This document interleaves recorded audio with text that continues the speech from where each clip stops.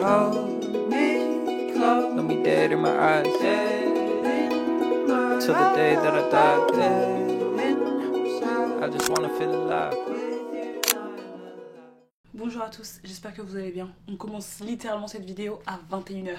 Je suis grave essoufflée après avoir bien dansé. On est déjà au 3e jour. Pourquoi est-ce que j'ai pas commencé cette vidéo plus tôt? Tout simplement parce que j'étais extrêmement occupée aujourd'hui. Hi, how are you?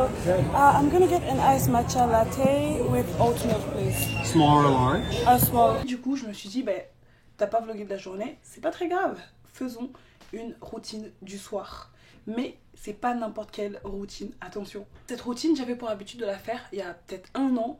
Quand vous faites ça avant d'aller dormir le soir, vous pouvez être sûr à 100%, mais vraiment à 100% que le matin, vous vous levez, vous avez de l'énergie, vous avez hâte de commencer la journée. Vous êtes une nouvelle personne en fait, tout simplement. C'est comme après un film inspirant. Vous sortez du cinéma ou de Netflix, peu importe, et vous avez tout simplement cette énergie, cette chose en vous qui vous dit « Ouais, aujourd'hui, je vais changer le monde ». Il est 21h, je vous montre cette routine. Ça fait super longtemps que je ne l'ai pas faite. Du coup, c'est parti. Étape numéro 1, comme d'hab, je pense que c'est littéralement mettre un peu d'ordre. Je sais pas pourquoi quand je me prépare, il faut absolument que ce soit complètement dérangé. Étape numéro 2, ça sera de prendre sa douche.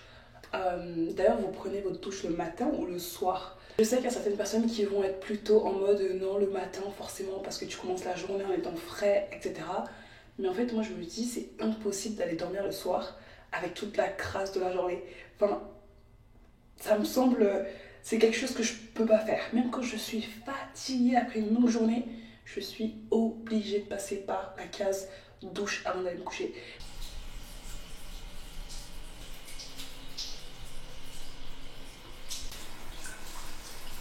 Il est temps de passer à la skincare. Les gars, je suis choquée. Je pense que je viens littéralement d'apprendre la vraie définition du self-love.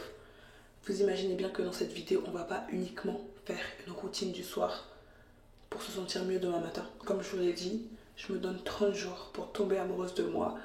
Mais littéralement, et quand je vous dis ça, c'est premier degré.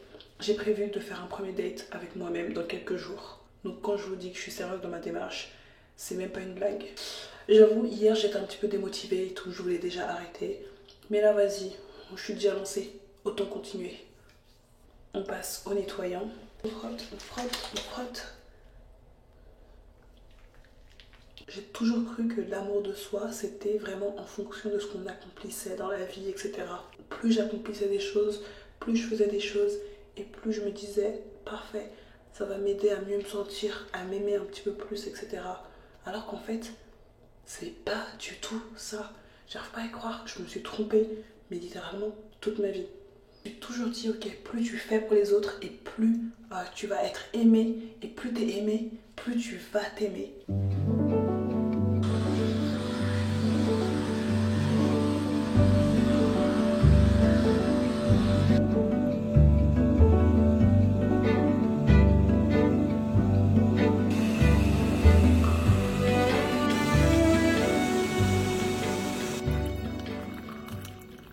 L'amour de soi se réfère à un concept philosophique et psychologique qui décrit l'acceptation et l'appréciation de soi, indépendamment des circonstances ou des jugements extérieurs. Il implique de se traiter avec bienveillance, de reconnaître sa propre valeur et de s'aimer inconditionnellement. C'est la capacité à se valoriser et à prendre soin de soi, tant sur le plan émotionnel que physique. J'adore cette définition. Je ne comprends pas comment j'ai pu vivre 24 ans sans jamais aller sur Google pour lire la définition de l'amour de soi. Il y a quelque chose là qui vient de se passer dans ma tête. Ça a tout changé. J'étais persuadée que me mettre la pression pour obtenir de bonnes notes à l'école, la pression pour avoir forcément des rêves, la pression de faire ça allait m'aider à m'aimer un petit peu plus, alors qu'en fait pas du tout. À chaque fois que je faisais quelque chose qu'il ne fallait pas faire, une petite erreur, c'est encore le cas et j'espère que ça va changer. J'avais tendance à me détester. Mais vraiment. Une erreur toute bête, vous voyez. Là, j'ai pas forcément d'exemple, mais un truc vraiment insignifiant. Et j'étais là à me dire, oh, mais pourquoi t'as fait ça? Pourquoi t'as dit ça?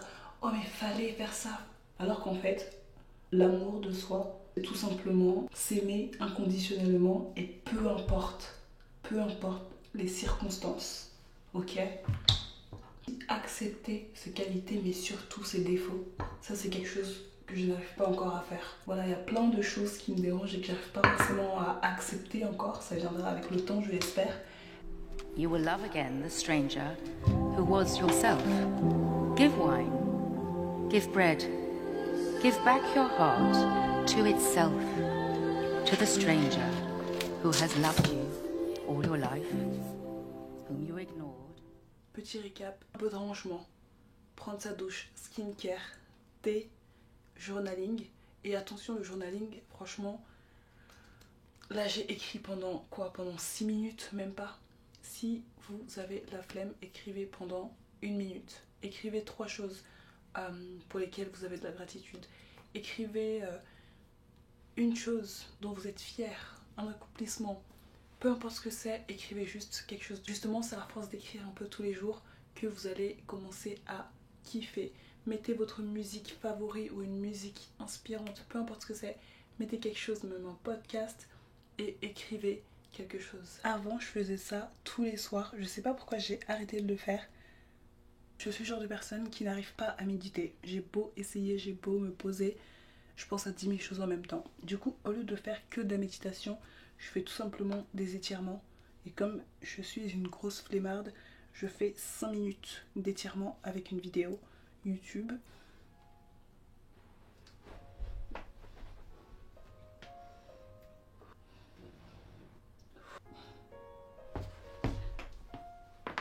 Oh my god. Oh, vous avez entendu ce craquement là? Dinguerie. Dernière étape pour finir cette routine en beauté. Lire. Ça fait tellement longtemps que je n'ai pas lu de livre. Avant, je lisais tous les soirs. Pendant pareil, pas forcément hyper longtemps, hein, pendant 2 minutes, parfois 5 minutes. On arrive enfin à la fin de cette vidéo. Je suis en train de lire les commentaires sous ma dernière vidéo. Et j'ai pas les mots en fait. En fait, vous voyez, c'est la raison pour laquelle je poste sur YouTube. Ok, parce que j'ai toujours documenté ma vie, etc. Mais j'ai toujours gardé ça pour moi. Ça me fait trop plaisir. En fait, YouTube, la meilleure partie de YouTube, c'est vraiment les commentaires. Mais littéralement. Genre là, j'ai reçu ce commentaire: courage Aïssa, n'abandonne pas. Enfin, sachez que ça me fait énormément plaisir. Je lis littéralement chaque commentaire et je prends le temps de répondre, etc. Parce que vraiment, ça me tient énormément à cœur. Et j'ai oublié, mais danser. Que vous soyez triste, en colère, désespéré, je vous jure, Christina Yang, pour ceux qui n'ont pas la ref, je suis désolée pour vous, mais a totalement raison. Ça fait vraiment du bien. J'espère que toi qui regardes cette vidéo, tout va bien pour toi. Si c'est pas le cas, je te donne plein de courage et ça ira. Ok, on ira bien. On se dit à demain. Bisous.